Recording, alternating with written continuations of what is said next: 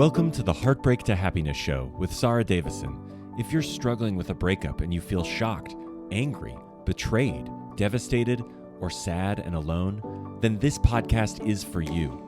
Best-selling author and award-winning host Sara Davison shares how you too can get on with your life to heal, grow, and move from heartbreak to happiness. Here's your host, Sara Davison. Welcome back to the show. And today, my guest is Steph Parry.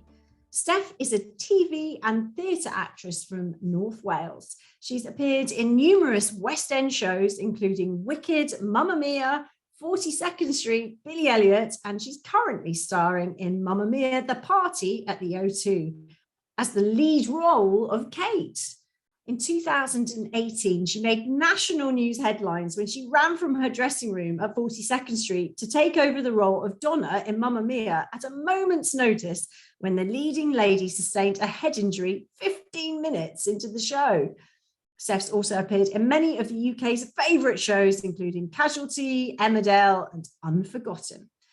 Now, in spring 2021, she was devastated when her husband told her he was leaving her. Not only because her life as she knew it was about to change, but also due to the amount of shame she felt about failing in marriage. After meeting me at a divorce retreat just 9 weeks after her breakup, where I was championing throwing colour at your life, Steph has implemented that more than ever and is thriving. So I am super excited to welcome Steph Parry to the show. Welcome, Steph. Thank you. I'm thrilled to be here. Oh, I'm very excited. So I know you have been on a bit of a roller coaster recently. So please share your story with my listeners, because I know it's going to resonate with so many of them out there. Yes, I'm currently knee deep in a divorce, which kind of came quite out of the blue for me. So it was April of this year. 2021, if we're listening to this year. It was a Saturday night and we'd just done a family quiz during lockdown on Zoom, and my husband had gone to bed, and I asked him if he was okay, and he said he said that he had he was fine, he just had a stomachache, and I was like, oh, can I get you anything? No. And then I went, but are you actually okay? Something made me question, are you sure you're all right? And then he just started to kind of seem to have a bit of a panic attack, and I was like, what's happening? What's going on? I don't understand. And then it dawned on me. I just knew. I just had a moment, and I just knew that what he was trying to say, and it was like my whole world crumbled in that moment. And very quickly he moved out and wanted a divorce. I remember sitting on my bathroom floor FaceTiming a friend of mine and just saying, I don't know what I'm going to do, because my life, as I thought it was going to go, had suddenly changed. It's like I'd been derailed and I was suddenly going on a different track, and I wasn't sure of what that destination was. So that was April of this year. And then we were keeping it amicable. It was an amicable split. He just didn't love me anymore, he said. And then I discovered a lot of stuff over the following weeks, because I'd never thought we had any kind of problems or anything like that. And then I started to do a bit of digging and discovered that there was a lot of deception. And that was something that I found very difficult to deal with. So that's kind of in a nutshell of what's happened to me. We're now into, we just had the 7th of December, the decree nisi has come in. So that's quite a quick, from as much as it feels like a long time, it's like 7 months. But from what I believe from my solicitor, that's quite a quick divorce that's happened, and we should have the absolute by mid-Jan. And all the finances are pretty much worked out. So within a year, has been all of this stuff that's happened, and it's kind of, it'll be, what's that, 9 months later, and I'll be divorced. So that was a very, very quick way of saying what my story is really with to do with that. I mean, it is a real emotional roller coaster when you find out of the blue, isn't it, that suddenly someone doesn't want to be with you. And then also when you think it's amicable, and then you start to find out maybe things aren't quite what they seem for whatever reasons, that again has another impact on you. So can you describe to my listeners how you were feeling at that time? God, I think the only word that I can say is broken. I was I've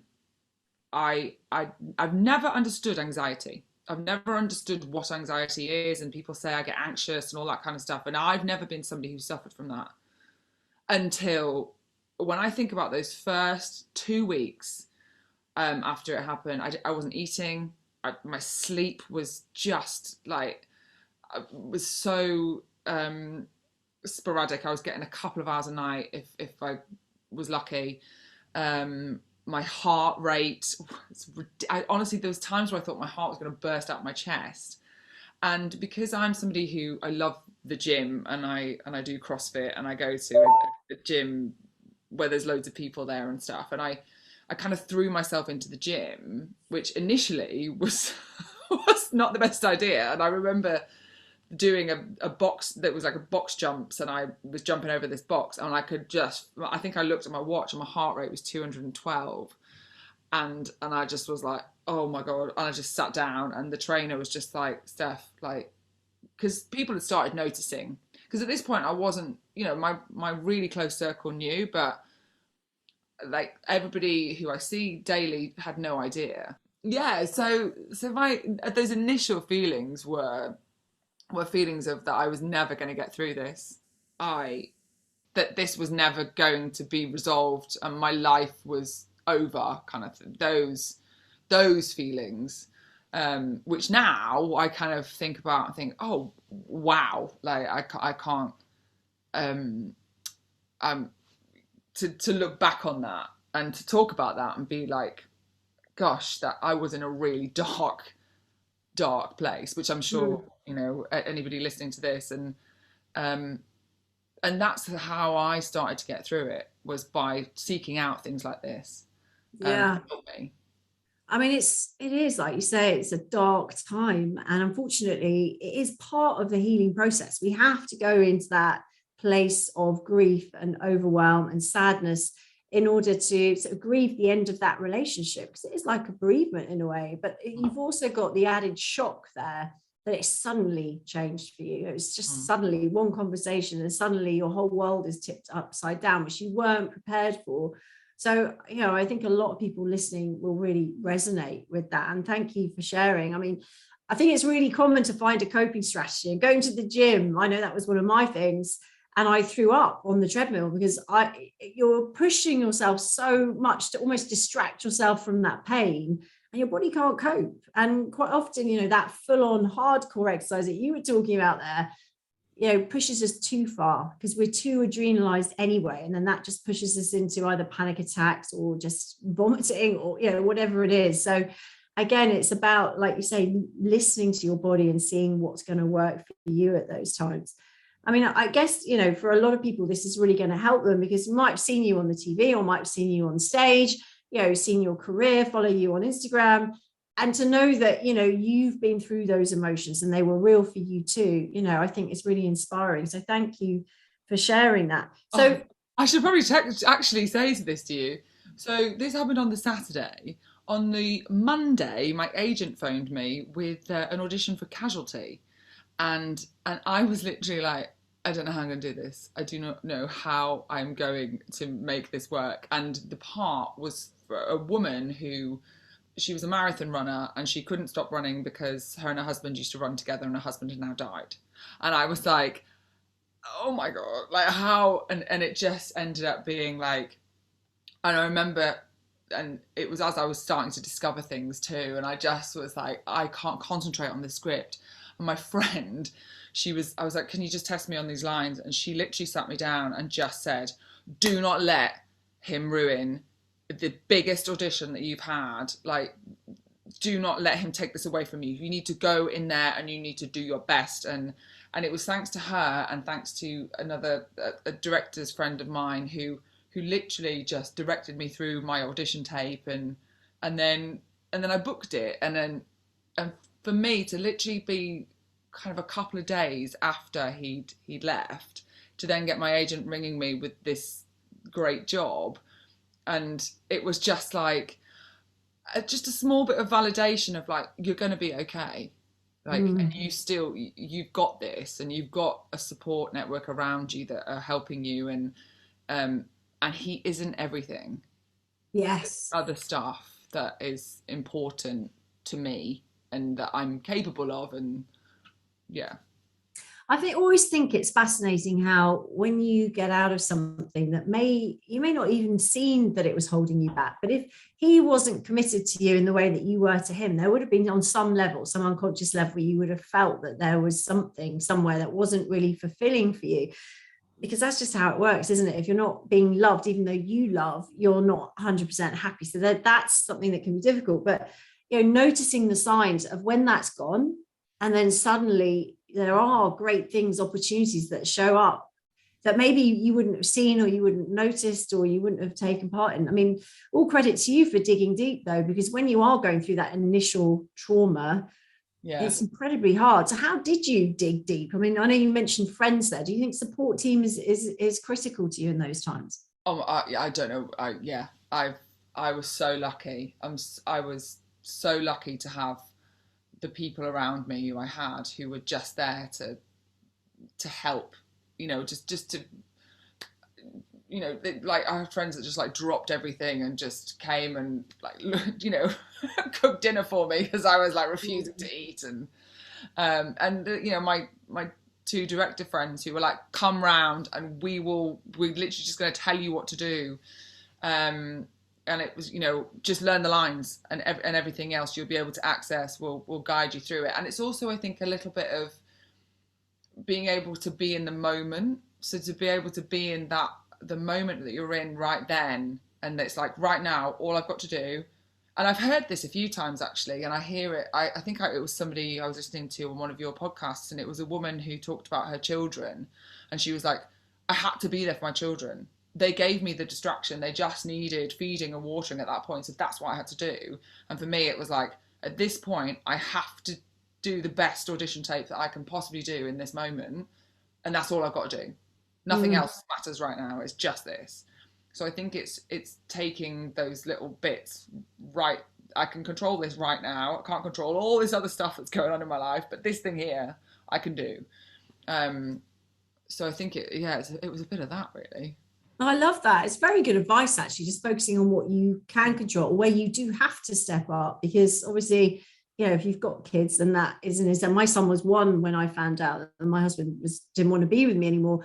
And so, I literally had to step up. I couldn't stay in bed all day because he'd still be where I left him the last time I saw him. So, it's one of those things where you kind of have to step up and you have to do certain things. But even having those things to give yourself a bit of a routine during the day, actually gives you something to focus on, which then as the time goes by, you start to process the information, which keeps you going.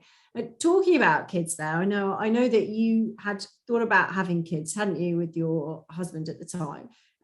So tell me a little bit about that, because actually not having kids and coming out of the relationship, I know for a lot of people listening, they've been in similar situations. I've heard from clients, I felt robbed, or taken my choice away because now I couldn't have kids because I was getting to the age where that might be harder.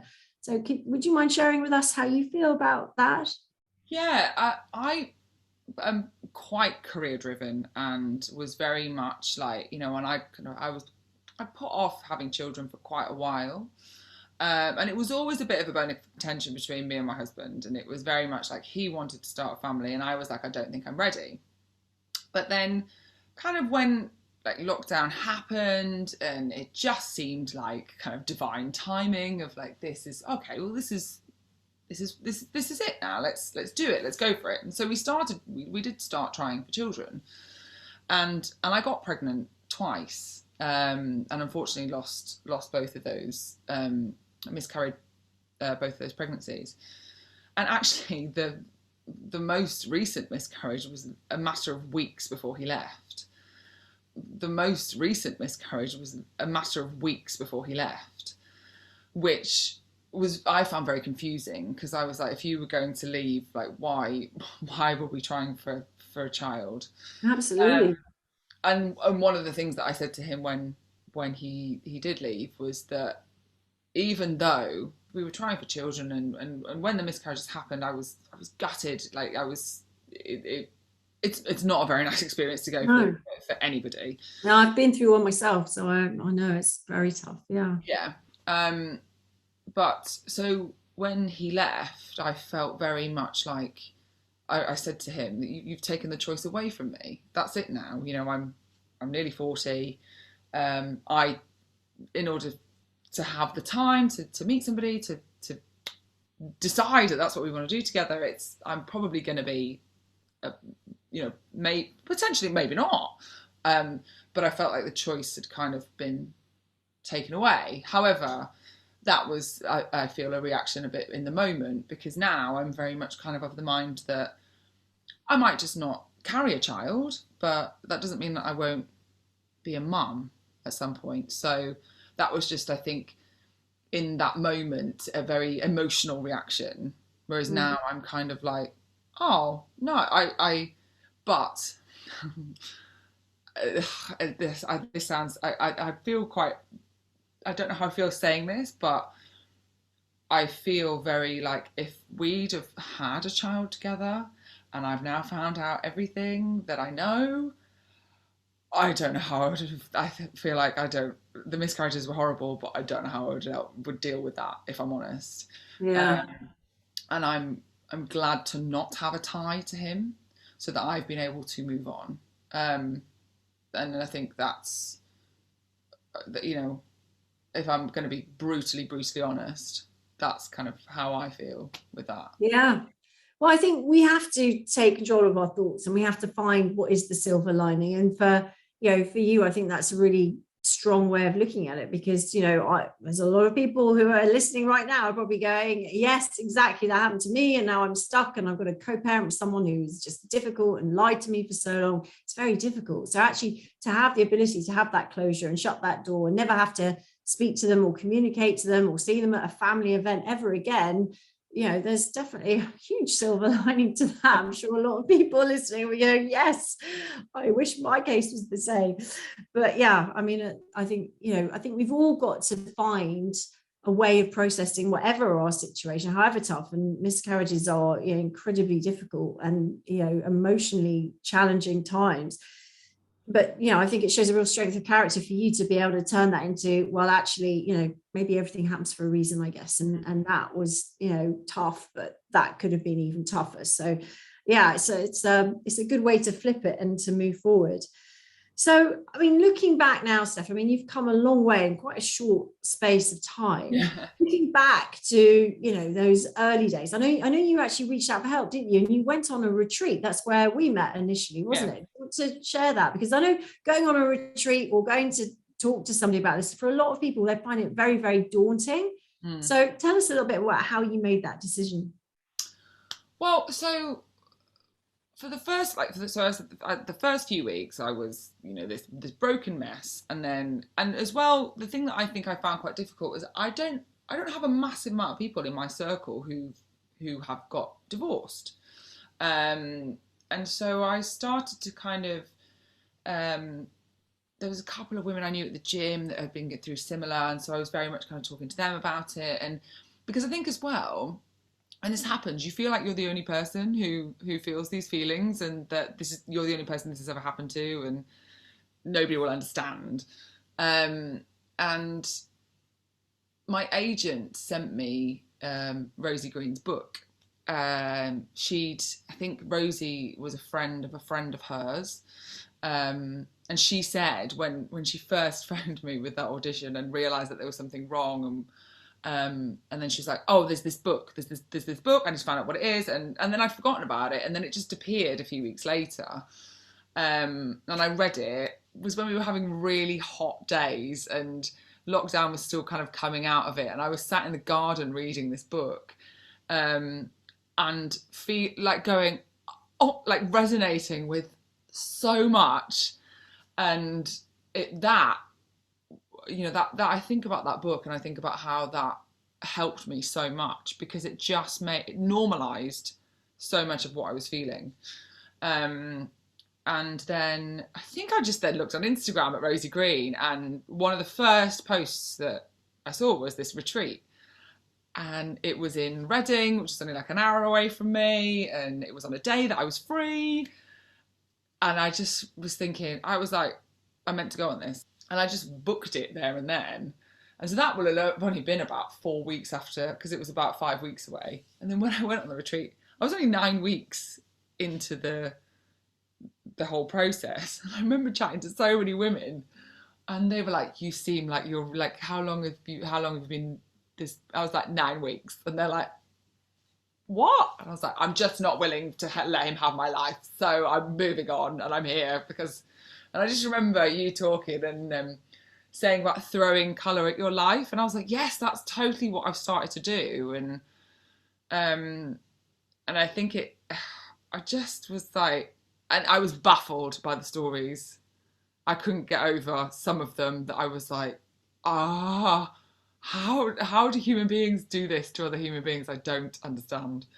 But in the same, it was a real, I don't know, it just in that room with a load of women who all could understand what everybody was going through, and a few people, the conversations that you had. And I remember having a conversation with a woman who was waiting for her husband to come home, and she'd been waiting for 5 years for her husband to come home. And I was just like, no, like, you need to make it about you, like, forget him. And so it was just felt like a real day of, I don't know, empowerment, really. And yeah, that was an amazing event. So Rosie Green, for those people who don't know, do check her out. Rosie Green is on Life's Rosie is her Instagram handle, and she's written a book called How to Heal a Broken Heart, which is the book that you're it's amazing. Yeah, it's an amazing book. And Rosie actually came to me when she was going through her divorce, and she was a client of mine. And then she came on one of my live retreats that I run, and then she did her own retreat and invited me to speak with some other great speakers. And it was a really lovely day, because actually when you go to those things, it can be really daunting to go into the room, can't it? Thinking, oh my goodness, what am I walking into here? But actually, like you say, it can give you some huge perspective. And the fact that you were 9 weeks, and there's some people that have waited 5 years. And I think that's a really strong message for people listening, that, it doesn't matter. The timing, it has to come from you. But actually, if you don't take action, what's life going to be like in a year's time, 2 years, 5 years? I've got a client right now who's 15 years out of her relationship. Her husband has teenagers from his next marriage, and she is still in the same flat, living what I call, like, she refers to as a very grey life. She said it's just grey. There's no colour in her life. And that's one of the things, that I talk about that you mentioned, like, if often we're stuck because the future is just like a blank canvas, and we need to throw as much colour on it as possible so that we can get excited about it. And clearly that's what you've been doing, which is amazing. And I think stepping up and taking action will always help that. So looking back now to those early weeks, even before the 9 weeks, like week 1 and 2. So what would your advice be now with hindsight, Steph, to yourself back then? I think it's just, it's the you'll be okay. Like, and like, time is the greatest healer. The thing that really kind of helped me so much was, it was all like about what lights me up, what brings me some kind of joy. Like, what is it that is literally going to make me happy for a bit of today? And that's what I really kind of focused on. So I'd be like, my advice to myself now would be like, right, what is it? If it's literally that you're just going to get yourself a coffee and go for a walk in the nice woods, that will make you, just give you a feeling of, do that, do more of that. And I always wanted to go on an adventure holiday. That's what I was, with my husband. I was like, let's go and do some adventure-y things. And he'd always be like, no. And so in the summer, I booked because we couldn't go anywhere, but I'm from North Wales originally. So I decided that I was going to go to North Wales, and I booked myself on a load of adventure things. I did rock climbing and paddleboarding and coasteering and things, and just did a load of stuff that I wanted to do by myself. And it was scary and weird, and I was with all these random people, but it was great. And it was like, I didn't need anybody to be there with me because I just met loads of random people. So it's things like that. Those are the things that got me through, was just doing the stuff that I like to do. And the gym was such a huge help, because I would like find myself deciding that I wanted to be able to lift this certain amount of weight, and then I'd work towards that. And I don't necessarily know if I've answered the question that you asked me, but I think it's just I'd tell myself to just keep and just put one foot in front of the other. Just take, and that was it. It was like I had to just take every day as it came, and then take the next day. I couldn't think big picture. I had to just think now. Yeah, that's really good advice, because it can be overwhelming, can't it, to look at the big picture, because there's just so many unknowns, I guess, but actually breaking it down. And I think what you said there about doing activities and pushing yourself out of your comfort zone. But quite often people say to me, well, I don't really have that many friends because all my friends are married and I don't have someone to do things with. But actually, sometimes the people that help us the most, or in some ways, in some really deep ways to get through our breakup, are actually strangers that you don't even know right now, because you don't. But the kindness of strangers when you meet them or you're doing a joint activity can quite often bowl you over. I think that's something that is very special. And having done lots of those sort of adventure things myself, you go there thinking, oh my goodness, I'm on my own. But by the end of it, you've got a whole group of great friends that you've bonded over, some new activity. So you never really have to be on your own again, because they're probably willing to go on other trips and do other things with you and try other things. So, it's really the first time that's probably the scariest, and then you can crack on. But tell me now, I mean, obviously you've moved on and you're getting on with your life. How did you get back into dating? Because I know you've tried it. So how did you do that? For people listening who are going, yes, that sounds great, but I'm too scared to date, especially after what happened to you and having the rug pulled from underneath you, learning to sort of trust yourself enough to make a better choice in a partner. How did you get to the position for that? So a friend of mine gave me a piece of advice, like quite early on. It was probably like a couple of months in. And she made me write a list. And she made me write a list of, what is it that I want? Like, who am I looking for? And she was like, and so I was writing all this stuff, like, he must be funny, or he must be da-da. And she's like, no. I want you to take that and I want you to write like so I think I'd written something like, I want him to be adventurous or something. And she was just like, well, go into it much more. And I was just like, then I had to then write something like, so whether or not that's that we go rock climbing on a Sunday afternoon, or that we just wake up one morning and decide to go to Sainsbury's and get a picnic and we sit in a park, basically she was like, get into detail, like into what it is you're looking for, and get really specific of the type of person that you're looking to meet. So I did that kind of just as an exercise, because it was something to do and I was feeling a bit down at that point. But it made me kind of go, oh, right, okay, now I know the type of person who I would like to be with. And then I went to the Rosie's retreat, and she did a dating masterclass. I remember everybody was like sitting there being all like really, oh, I can't ask a question. I just kept asking questions because I was like, what do I do about this? And what do I do about this? And I was really kind of interested in how I put myself out there, because before I was married, like, apps didn't exist. There was dating websites, but there were no apps. So I was like, please explain these apps and how they work. And so I just kind of, because I was not working a great deal at the time because of lockdown, which actually ended up being a bit of a godsend, because I don't know how I would do a theatre job in the place that I was at. when it all first happened. But I played the game. And that's kind of what Rosie advised to do as well. It was very much like numbers game.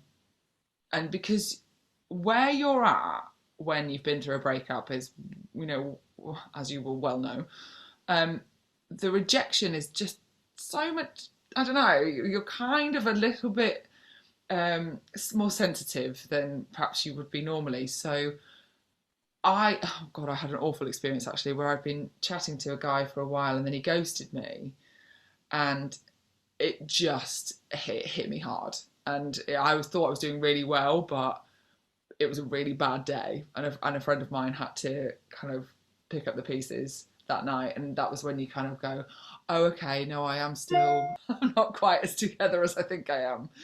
And that taught me to kind of, and I'd had some red light, because he'd started messaging me loads, and I was like, oh no, that's a red flag. But I'd kind of not listened to the red flags, and it's quite an interesting experience really, because it made me go, you had some gut instincts and you didn't listen to them. But it was very much like the numbers thing. So chatting to a few people, because people will ghost you, people will, say something inappropriate and you're like, oh, well, I'm done with you. So if you're chatting to a few people as well, then you're not giving yourself over as much. And that's what I found. I was very much like, chat away with somebody that I'm like, oh, okay, this person I'd quite like to meet. And I met a few people, just, nothing kind of, just knowing that, they just weren't kind of what I was really kind of looking for. And I very much then I got myself to a place of, my life is pretty good.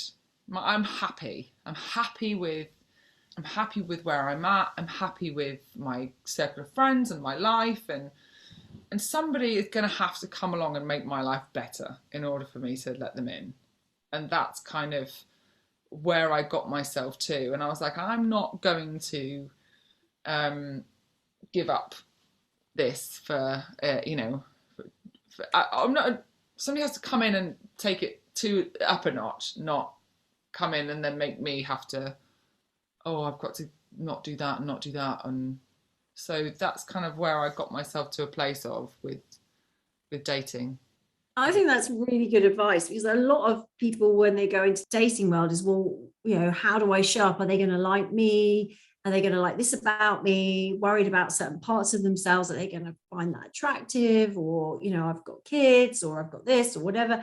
But actually, it's not about that. It's what you say, is it's turning it around. And it's like, you've got to come in here and make my life better. It's not just about me improving your life, which obviously is part of it, but it's about you coming in and also, augmenting my life and making my world a better place to be. So absolutely. I think that's really good advice.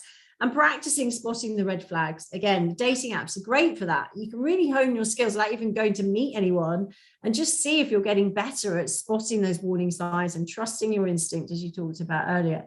Well, I think it's fascinating, and I'm really pleased and grateful to you that you wanted to share your story, because I think it will have inspired so many people listening.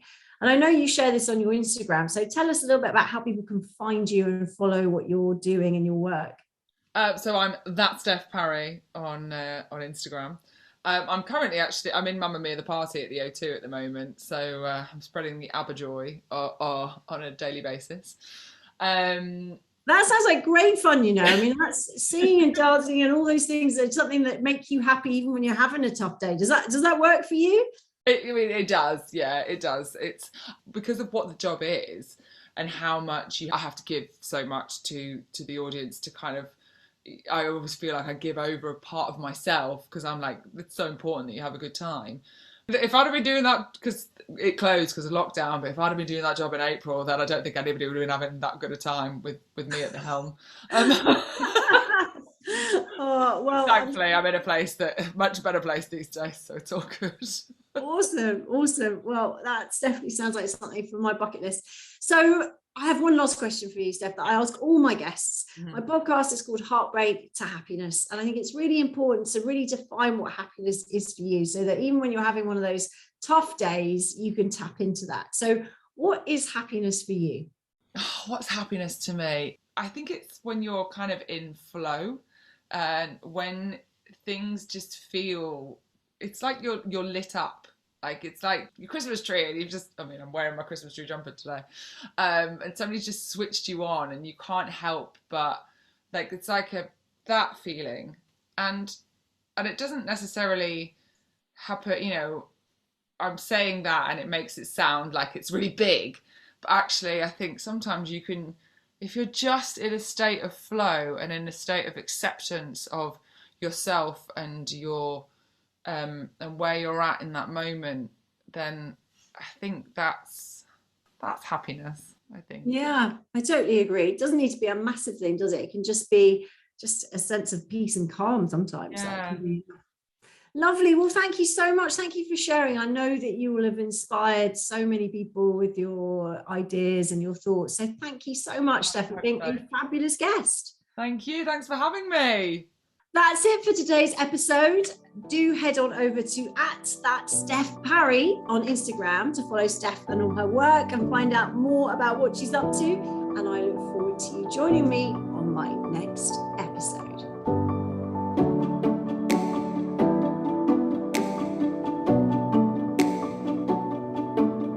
That's it for today's episode of Heartbreak to Happiness. Don't forget to subscribe and leave a review to win a free ticket to one of Sara's virtual retreats. The retreats are a transformative combination of live webinars with Sara herself, coupled with empowering online video programs designed to help you cope better with your breakup and start feeling happy again. For more details, head on over to heartbreaktahappinesspodcast.com, where you can also get a copy of Sara's free gift. Thank you, and join us again on the next episode for another dose of Heartbreak to Happiness.